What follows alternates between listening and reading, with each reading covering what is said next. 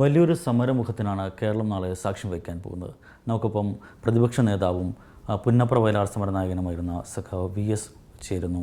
VS., നാളെ വലിയൊരു സമരത്തിന് തുടക്കം കുറിക്കുന്നു. നേരത്തെ SRCPയുടെ പട്ടാളത്തെ നേരിട്ട ഒരു പോരാട്ടത്തിൻ്റെ നായകനായിരുന്നു താങ്കൾ. ഇപ്പോൾ താങ്കളും പിണറായി വിജയൻ അടക്കമുള്ള നേതാക്കൾ നാളെ വലിയൊരു ജനകീയ സമരത്തിലേക്ക് പോകുന്നു. ഇവിടെ എപ്പോഴും പട്ടാളത്തെ വിളിച്ചിരിക്കുന്നു. കേന്ദ്ര സേനയാണ്, നമ്മുടെ രാജ്യത്തിൻ്റെ സേനയാണ്. അതിൻ്റെ യാതൊരാവശ്യവും ഉള്ളതല്ല. ഇടതുപക്ഷ ജനാധിപത്യ മുന്നണി സമരം ആരംഭിച്ചിട്ട് ഇപ്പോൾ 2 ആഴ്ച കഴിഞ്ഞു.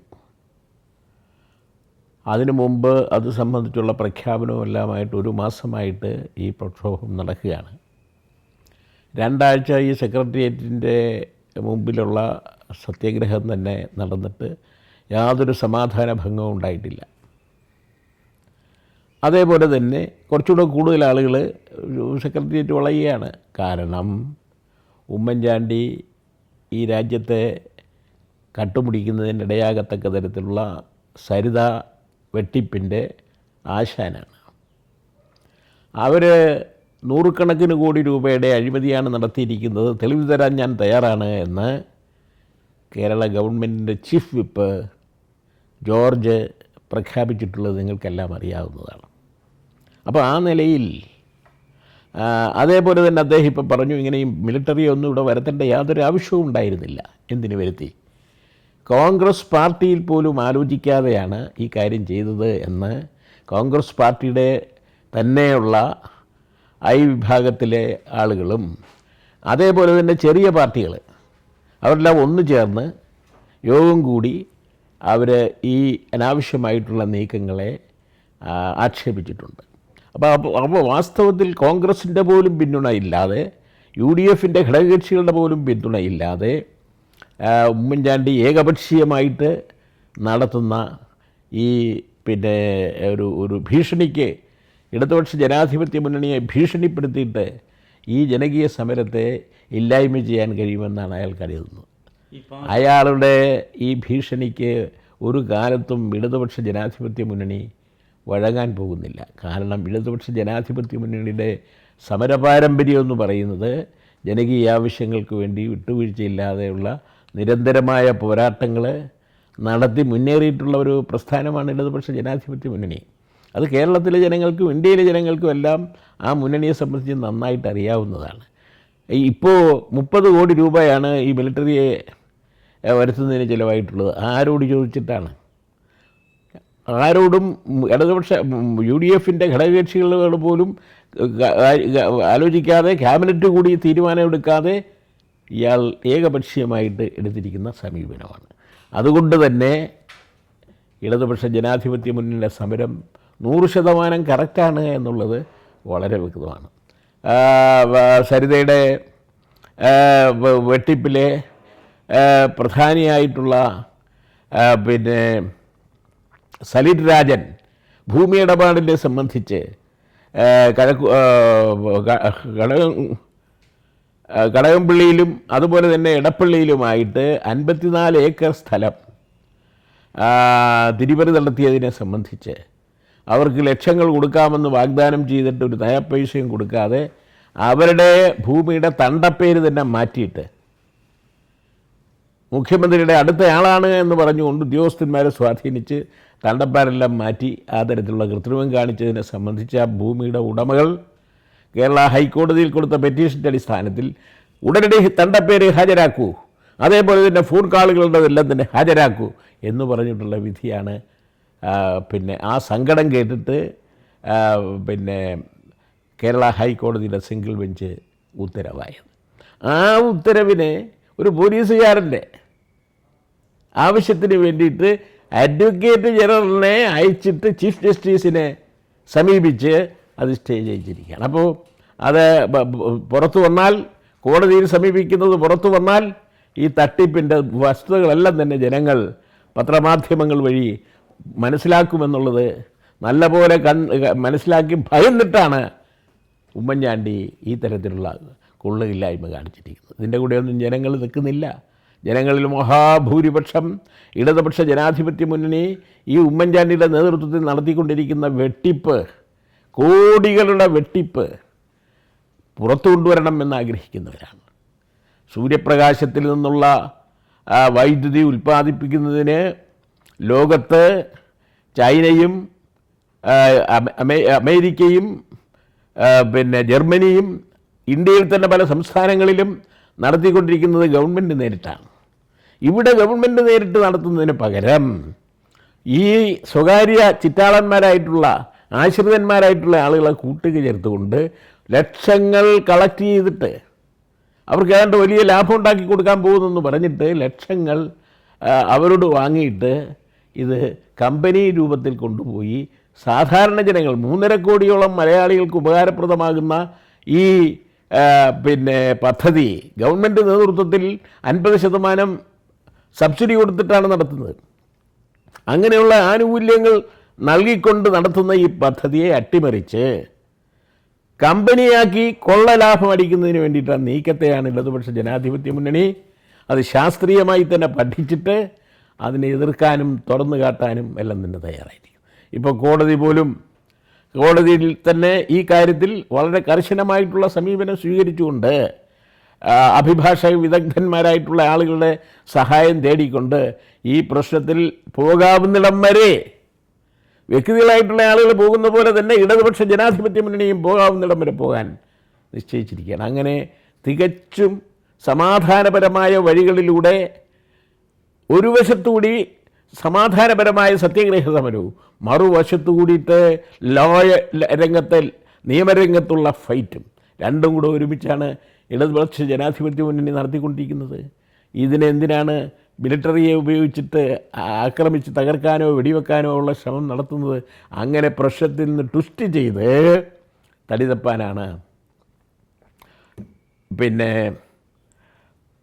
മുമ്പ് തിരുവിതാംകൂറിലും കേരളത്തിലും ആദ്യം സാർ സി പി രാമസ്വാമിയർ എടുത്തത് നിലപാടെന്താണ്? പാട്ടാളത്തെ കൊണ്ടുവന്ന് പുന്നപ്രയിലും വയലാറിലും ഏതാണ്ട് 1000-ഓളം ആളുകളെ വെടിവെച്ച് കൊന്നു. പക്ഷേ തൊഴിലാളികളും തൊഴിലാളി പ്രവർത്തകരും കമ്മ്യൂണിസ്റ്റ് പ്രവർത്തകരുമായിട്ടുള്ള ആളുകളുടെ നെഞ്ചിനെയാണ് വെടിവെച്ചത് നിറയൊഴിച്ചതെങ്കിലും അത് സാർ സി പി രാമസ്വാമിയുടെ നിലനിൽപ്പിൻ്റെ അസ്ഥിവാരം തകർക്കുകയാണ് ചെയ്തത്. എന്താണ് ആവശ്യപ്പെട്ടത്? ഞങ്ങൾക്ക് സ്വാതന്ത്ര്യം, ഉത്തരവാദ ഭരണം, ജനങ്ങൾ തിരഞ്ഞെടുക്കുന്ന ഗവൺമെൻറ്, ഇതാണ് ആവശ്യപ്പെട്ടത്. സമരത്തിന് ശേഷം അമ്പലപ്പുഴ ചേർത്തലയിലെ തന്നെ ചെറുപ്പക്കാരെ തിരുവനന്തപുരത്ത് വന്ന് ക്യാമ്പ് അടിച്ചിട്ട് സ്വാതന്ത്ര്യനാൾ സംഗീത നാടകം ഇങ്ങനെ കണ്ടാനന്ദിച്ചു കൊണ്ടിരുന്ന സർ സി പി രാമസ്വാമിയർക്ക് എന്തു പറ്റി? ആരോടും ചോദിക്കാതെ നാട് വിട്ടു. അപ്പോൾ ശ്രീ ചിത്ര തിരുനാൾ ഉടനെ തന്നെ ഉത്തരവാദിത്വ ഭരണം പ്രഖ്യാപിച്ചു. ജനങ്ങളുടെ ആവശ്യം അടിസ്ഥാനത്തിൽ നേടുകയാണ് ഉണ്ടായതെന്ന് നിങ്ങൾക്കെല്ലാം അറിയാം ചരിത്രത്തിൽ കൂടി. അതേപോലെ തന്നെ ഇതെന്ത് ആക്രമ സമരങ്ങൾ നടത്തിയെന്ന് പറഞ്ഞുകൊണ്ട് ഇടതുപക്ഷ ജനാധിപത്യ മുന്നണിയുടെ പ്രവർത്തകന്മാരെ ആക്രമിച്ചും വെടിവെച്ചും തകർത്താൽ അക്രമികളെയാണ് ഞങ്ങൾ നേരിട്ടതെന്ന് പറയാൻ കഴിയും. എന്നിരുന്നാലും ഞങ്ങൾ ആവശ്യം ഉന്നയിച്ചിരിക്കുന്നത് തികച്ചും ജനാധിപത്യപരമായ കാര്യങ്ങളാണ്. അതുതന്നെ ജനങ്ങൾക്കെല്ലാം നല്ല പോലെ മനസ്സിലായിട്ടുണ്ട്. സ്റ്റേറ്റിൻ്റെ നാനാഭാഗത്തുനിന്നും ഇങ്ങോട്ട് വരുന്ന ആളുകളെ തടയാൻ വേണ്ടിയിട്ട് ബസ്സുകൾ കട്ട് ചെയ്യുക. നിങ്ങൾ പത്രത്തിൽ കണ്ടിട്ടില്ലേ? ബസ്സുകളുടെ യാത്ര വെട്ടിക്കുറയ്ക്കുക. കേരള സ്റ്റേറ്റ് ട്രാൻസ്പോർട്ടിൻ്റെ 30% സീറ്റുകൾ വെട്ടിക്കുറച്ചിരിക്കുന്നു. അതേപോലെ തന്നെ ഹോട്ടലുകളിൽ ഇടതുപക്ഷക്കാർക്ക് ഭക്ഷണം കൊടുത്തുകൂടാ എന്ന് നിർദ്ദേശിക്കുന്നു. ഹോട്ടലുകളിൽ തന്നെ സ്ഥലം വാടകയ്ക്ക് ചോദിച്ചിട്ട് താമസിക്കാൻ വേണ്ടി നേരത്തെ ബുക്ക് ചെയ്തിട്ടുള്ള ആളുകൾക്കൊന്നും കൊടുക്കരുതെന്ന് പറയുക. ഇതെല്ലാം തന്നെ അൺഡെമോക്രാറ്റിക് ആയിട്ടുള്ള, ജനാധിപത്യ വിരുദ്ധമായിട്ടുള്ള, ജനങ്ങളുടെ സ്വാതന്ത്ര്യത്തിൻ്റെ മേലുള്ള കയ്യേറ്റമാണ്. ഇതെല്ലാം ഞങ്ങൾ ജനങ്ങളോട് പറയുകയാണ്. ഞങ്ങൾ നടത്താൻ പോകുന്ന സമരങ്ങൾ തികച്ചും സമാധാനപരമായിട്ടായിരിക്കും. സെക്രട്ടറിൻ്റെ 4 കവാടങ്ങളും ഞങ്ങൾ തടയും. അത് നിയമപരമായി തെറ്റുണ്ടെന്നാണ് അവർക്ക് തോന്നുന്നതെങ്കിൽ അവർക്ക് കണിശമായിട്ടും അത് നിരോധിക്കാം. അത് നിരോധനത്തിൻ്റെ ഓർഡർ ഞങ്ങൾക്ക് തരണം. അവിടെ സത്യഗ്രഹിക്കുന്ന ആളുകൾക്ക് ഓർഡർ നിങ്ങൾ നടത്തുന്ന സത്യഗ്രഹം നിയമവിരുദ്ധമാണ്, എന്നിട്ട് ഞങ്ങൾ കോടതിയിൽ ഹാജരാക്കണം. എന്നിട്ട് ആ നിയമവിരുദ്ധമായിട്ട് ഞങ്ങളുടെ പ്രവൃത്തിയെ സംബന്ധിച്ച് കോടതിയിൽ ന്യായീകരിക്കണം. കോടതി ഞങ്ങളെ ശിക്ഷിക്കാനാണ് ഭാവമെങ്കിൽ ഞങ്ങൾ ശിക്ഷിക്കട്ടെ, ഞങ്ങൾ ജയിലിലേക്ക് പോകും. അതിനാണ് ഞങ്ങൾ ഉദ്ദേശിക്കുന്നത്. പട്ടാളക്കാർ, സാധാരണ പോലീസുകാരും പട്ടാളക്കാരും എല്ലാം തന്നെ ഈ സമര രംഗത്തെ നേരിടാൻ വേണ്ടിയിട്ട് ശ്രമിക്കുമ്പോൾ കുറച്ച് കല്ലുകൾ കരുതിയിട്ടുണ്ട്. ഇവരും കല്ലുകൾ കരുതിയിട്ടുണ്ട്. ഞങ്ങൾ സത്യാഗ്രഹിക്കുന്ന സ്ഥലത്തേക്ക് ഞങ്ങളുടെ ആളുകളുടെ നേരെ, ഞങ്ങളുടെ പ്രവർത്തകരുടെയും നേതാക്കന്മാരുടെയും നേരെ എറിയാൻ വേണ്ടിയിട്ട് കല്ലുകൾ ചൂടുചുറ വരും. അപ്പോൾ ഗുണ്ടകൾ എറിഞ്ഞു എന്ന് പറഞ്ഞിട്ട് ലാത്തി ചാർജും വെടിവെപ്പും നടത്തുന്നതിന് വേണ്ടിയിട്ടാണ് ഇതിനുള്ള ഇഷ്ടം. ഈ തന്ത്രങ്ങളൊന്നും തന്നെ ഈ നാട്ടിൽ പുത്തരിയല്ല. ഇതെല്ലാം തന്നെ ജനങ്ങൾക്ക് നന്നായിട്ട് മനസ്സിലാക്കാൻ കഴിയുന്നതാണ്. ഇത് വേവുന്ന പരിപ്പല്ല. ഇടതുപക്ഷ ജനാധിപത്യ മുന്നണി ന്യായത്തിനും സത്യത്തിനും നീതിക്കും അഴിമതിക്കെതിരായിട്ട് പോരാടുകയാണ്. അഴിമതിക്കെതിരായിട്ടുള്ള പോരാട്ടത്തെ സംബന്ധിച്ച് 13 മറുപടിയിൽ ഉമ്മൻചാണ്ടി പറയുന്നത് എന്താ? എല്ലാം വിശദമായിട്ടെല്ലാം അന്വേഷിക്കാം. ആരന്വേഷിക്കാനാണ്? ഉമ്മൻചാണ്ടിയുടെ നേതൃത്വത്തിലുള്ള പോലീസ് ഇതുവല്ലോ അന്വേഷിക്കുമോ? ഉമ്മൻചാണ്ടിക്കെതിരായിട്ടുള്ള ആക്ഷേപങ്ങൾ അന്വേഷിക്കാനുള്ള നട്ടലുള്ള പോലീസുകാരൻ നേതാവുള്ളത്. അതുകൊണ്ടാണ് ഞങ്ങൾ പറയുന്ന ഒരു ജുഡീഷ്യൽ എൻക്വയറി. ഉമ്മൻചാണ്ടി മാറി നിന്നുകൊണ്ടൊരു ജുഡീഷ്യൽ എൻക്വയറി നടത്തിയാൽ സത്യാവസ്ഥ പുറത്തു കൊണ്ടുവരും. ഉമ്മൻചാണ്ടി മാറണമെന്നാണ് ഞങ്ങൾ പറയുന്നത്. ഉമ്മൻചാണ്ടി മാറണമെന്നാണ് ഞങ്ങൾ പറയുന്നതെന്ന് മനസ്സിലാക്കി തന്നെയാണ് ഉമ്മൻചാണ്ടി രാജിവെക്കുകയാണ് വേണ്ടത് എന്ന് ചീഫ് വിപ്പ് മിസ്റ്റർ ജോർജ് പറയുന്നത്. അതേപോലെ തന്നെ ചെറിയ കക്ഷികളെല്ലാം തന്നെ പറയുന്നത്. ബാലകൃഷ്ണപിള്ള അടക്കമുള്ള ആളുകൾ ഈ പോക്ക് ശരിയല്ല, മിലിറ്ററിയെ ഇവിടെ കേരളത്തിൽ അയച്ചത് ശരിയായില്ല എന്നിങ്ങനെ പറയാൻ നിർബന്ധിതമാകുന്നത് ഇത്തരത്തിലുള്ള കൊള്ളുകില്ലായ്മ കൊണ്ട്. രാജിവെക്കൽ നിലപാട് ഉറച്ചു തന്നെ നിൽക്കുകയാണ് ഉമ്മൻചാണ്ടി. നേരത്തെ അദ്ദേഹം പറഞ്ഞു, ഇപ്പോഴും പറയുന്നു, അദ്ദേഹത്തെ പാർലമെൻറ്റ് തെരഞ്ഞെടുപ്പ് വരെ മാറ്റില്ല നിലപാട് ഹൈക്കമാൻഡും പ്രഖ്യാപിച്ചിരിക്കുന്നു. അപ്പോൾ ഈ സമരം കൊണ്ട് മാത്രം രാജിവെച്ച് പോകാൻ ഉമ്മൻചാണ്ടി തയ്യാറാകും? അങ്ങനെ ഈ സമരം എങ്ങനെ അവസാനിക്കും? സമരം എങ്ങനെയാണ് അവസാനിക്കുന്നത് എന്നുള്ളത് നമുക്ക് അവസാനം കാണാം. ഇതേ സംബന്ധിച്ച് അഴിമതിക്കാരായിട്ടുള്ള ആളുകളെ സംരക്ഷിക്കുക എന്ന നിലപാട് മൻമോഹൻ സിംഗ് ഗവൺമെൻറ് സ്വീകരിക്കുന്നുണ്ടെങ്കിൽ ഞങ്ങളതിൽ അത്ഭുതപ്പെടുന്നില്ല. 2G സ്പെക്ട്രം 1.25 ലക്ഷം കോടി, അതേപോലെ തന്നെ മറ്റേ ഇത് കൽക്കരി 2 ലക്ഷം കോടി, ഇതേപോലുള്ള നിരവധി അഴിമതികൾ കാണിച്ച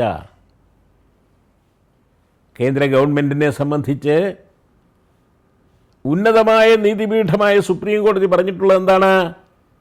സ്വതന്ത്രവും നീതിപൂർവകമായ അന്വേഷണം നടത്തേണ്ട CBIയെ ഒരു തത്തയെപ്പോലെ കൂട്ടിലടച്ചിരിക്കുകയാണ് എന്നാണ്. ആരെ ഉദ്ദേശിച്ചാണെന്നുള്ളത് വ്യക്തമാണല്ലോ. തത്തയെപ്പോലെ കൂട്ടിലടച്ച് കഴിഞ്ഞാൽ ആ തത്തയ്ക്ക് സ്വതന്ത്രമായ അഭിപ്രായം പറയാൻ കഴിയുമോ? അപ്പോൾ CBIയെ പോലും നിയന്ത്രിക്കുന്ന ഈ നടത്തിയിട്ടുള്ള കോടികളുടെ വെട്ടിപ്പ് മറച്ചു വെക്കാൻ ആഗ്രഹിക്കുന്ന ഒരു കേന്ദ്ര ഗവൺമെൻറ് അത്തരക്കാരായിട്ടുള്ള ആളുകളുടെ കേരള ഭരണത്തെ ന്യായീകരിക്കുന്നതിലോ അവരാവശ്യപ്പെടുന്നതനുസരിച്ച് മിലിറ്ററി അയച്ചു കൊടുക്കുന്നതിലോ ഞങ്ങൾ അത്ഭുതപ്പെടുന്നില്ല. പക്ഷേ ഇതെല്ലാം നന്നായി കേരളത്തിലെയും ഇന്ത്യയിലെയും ജനങ്ങൾക്കറിയാം.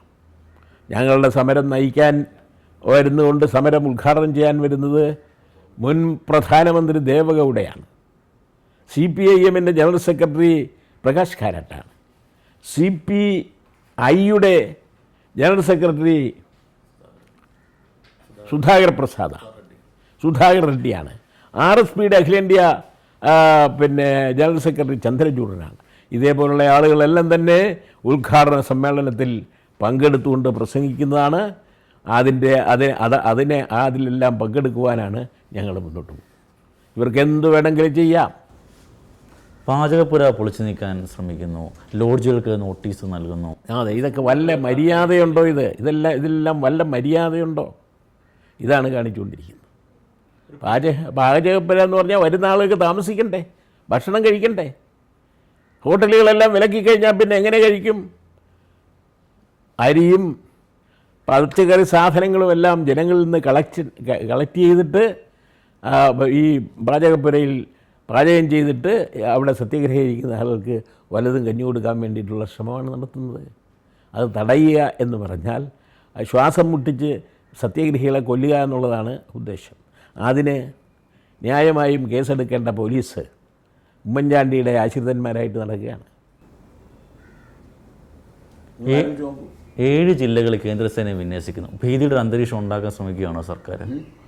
ഒരു ഭീതി ഉണ്ടാക്കാൻ സർക്കാർ ശ്രമിക്കുകയാണ്. അതാണ് ഇപ്പം നാളെ 12-ാം തീയതി ഒരു സമരം ആരംഭിക്കുമ്പം തിരുവനന്തപുരം പട്ടണത്തിലാകെ ഒരു പ്രകടനം, കോട്ടും സൂട്ടും ഒക്കെ തോപ്പൊക്കെ പിടിച്ചിട്ട്. ഇതെല്ലാം ഞങ്ങൾ മുമ്പും കണ്ടിട്ടുള്ളതാണ്. യാതൊരു അത്ഭുതവുമില്ല.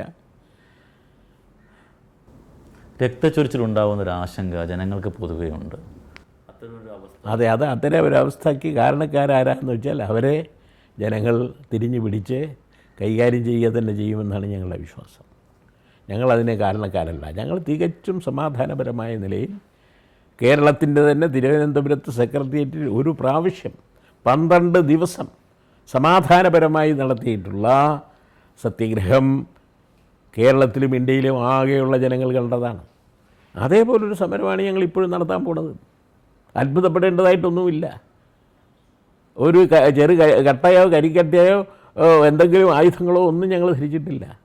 ഓരോരുത്തരും ജൂബയും ഷർട്ടും എല്ലാം ധരിച്ച് നടക്കുന്ന, പൊതുവഴി നടക്കുന്ന, വീട്ടിൽ കഴിയുന്ന അതേ ഡ്രസ്സിലുമായിട്ട് പോയിട്ടാണ് ഇത് ചെയ്യുന്നത്. അങ്ങനെയുള്ള പ്രവൃത്തി തന്നെ നിയമവിരുദ്ധമാണ് നിങ്ങൾ ചെയ്യുന്നത്. സെക്രട്ടേറിയറ്റിൻ്റെ 4 കവാടങ്ങളും ഇങ്ങനെ തടഞ്ഞിരിക്കുന്നത് കൊണ്ട് സെക്രട്ടേറിയറ്റിലേക്ക് ആൾ വരാൻ തടയുകയാണ് നിങ്ങൾ ചെയ്തിരിക്കുന്നത്. നിയമവിരുദ്ധമാണ്. ആകട്ടെ, നിയമവിരുദ്ധമാണെന്നുള്ളത് കാണിച്ചുകൊണ്ട് ഗവൺമെൻറ്റിൻ്റെ അഭിപ്രായം ഒരു ഉത്തരവായിട്ട് ഞങ്ങൾ അതിൻ്റെ കോപ്പി ഞങ്ങൾക്ക് തരട്ടെ. ഞങ്ങളത് നിഷേധിക്കുമെങ്കിലും ഞങ്ങളെ അറസ്റ്റ് ചെയ്തുകൊണ്ട് കോടതിയിൽ ഹാജരാക്കാം. കോടതിയുടെ വിചാരണയ്ക്ക് വിധേയമായിട്ട് ഞങ്ങൾ അത് സ്വീകരിച്ച് മുന്നോട്ട് പോകും. അങ്ങനെയുള്ള തികച്ചും ജനാധിപത്യപരമായ രൂപത്തിലാണ് ഞങ്ങൾ സമരം നടത്താൻ പോകുന്നത്. ഞങ്ങളുടെ ഈ ഇത്തരം ജനാധിപത്യപരമായ സമരത്തെ ഒരു കക്ഷിയും എതിർത്തിട്ടില്ല. എന്നു മാത്രമല്ല, ചെറിയ കക്ഷികളിൽ പലരും, അവരുടെ യുവജന വിഭാഗങ്ങളിൽ പലരും ഇതിനോട് സഹകരിക്കുന്നതായിട്ട് പരസ്യമായി പ്രഖ്യാപിക്കുകയും പരസ്യമായി ഇടതുപക്ഷ ജനാധിപത്യ മുന്നണിക്ക് അറിയിപ്പ് നൽകുകയും ചെയ്തിരിക്കുകയാണ്.